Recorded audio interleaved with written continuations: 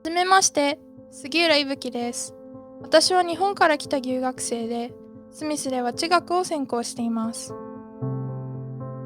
I started to learn English in middle school, and it's only been 6 years since I started to speak in English. As I wasn't exposed to any other languages than Japanese, my ears are not trained to distinguish the differences between L and R or between B and V. For instance, play and pray sound exactly the same to my ears. This inability to differentiate the sounds of consonants causes me to be less confident in English.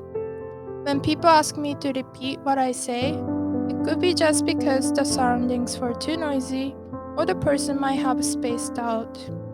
However, I'm always scared and worried that it is because of my English. Moreover, some concepts that were introduced to me in English contribute to this anxiety. For instance, the concept of POC. It isn't about the translation of the language. Actually, there exists a translation of the term POC in Japanese. However, the social and cultural context behind this term are not ingrained in my experience as I grew up in a homogeneous community. So, after coming to the US, I always wondered, why do I have to tell others my skin is colored? Identifying myself as a POC seems very odd to me. However, the community I feel I'm belonging to as Smith is often referred as one of the POC communities.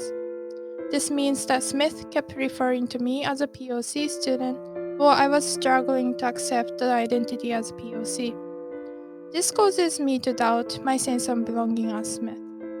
For example, I believe that I belong to both international students and Asian students community.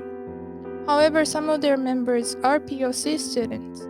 So I felt that if I cannot relate to those POC students and their experiences, then I might not have the rights to be a part of those communities. In order not to lose the sense of belonging as Smith even further, I became very conscious about being understood by other people, which eventually comes to the anxiety about my English. Today, I want to convey messages to my peer international students and to other members of the Smith community.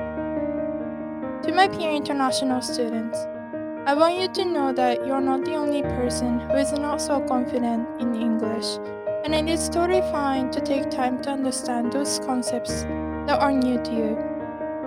To those who are not international students, I hope you learned something new about international students today, and I hope that when you see a person like me next time, you'll be there to support the person. ありがとうございました。